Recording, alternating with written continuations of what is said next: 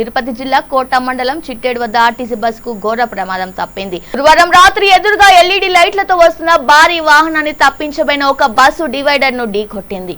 ఈ ప్రమాద సమయంలో బస్సులో 15 మంది ప్రయాణికులు ఉన్నారు. విద్యానగర్ సమీపంలో సాగర్ మాల రోడ్డు నిర్మాణ పనులు సందర్భంగా ఇష్టానురీతి మితిమీరిన వేగంతో భారీ వాహనాలు నడుపుతున్నారని ప్రయాణికులు ఆరోపిస్తున్నారు. వేగ నియంత్రణ సూచిక బోర్డులు ఏర్పాటు చేయడంలో ఆర్ఎండ్బి అధికారుల నిర్లక్ష్యంగా వ్యవహరిస్తున్నారని ప్రయాణికులు విమర్శలు చేస్తున్నారు. గతంలోనూ సాగరమాల నిర్మాణ ప్రాంతాలలో భారీ వాహనాలు ఢీకొని పలువురు మృతి చెందారు. ఎల్ఈడి లైట్లతో మితిమీరిన వేగంతో ప్రయాణిస్తున్న సాగరమాల వాహనాల తీరుపై స్థానికులు తీవ్ర ఆగ్రహం వ్యక్తం చేస్తున్నారు. గతంలోనూ ఇదే ప్రాంతంలో 2 కార్లు ఒక టిప్పర్ ప్రమాదాలు జరిగాయి.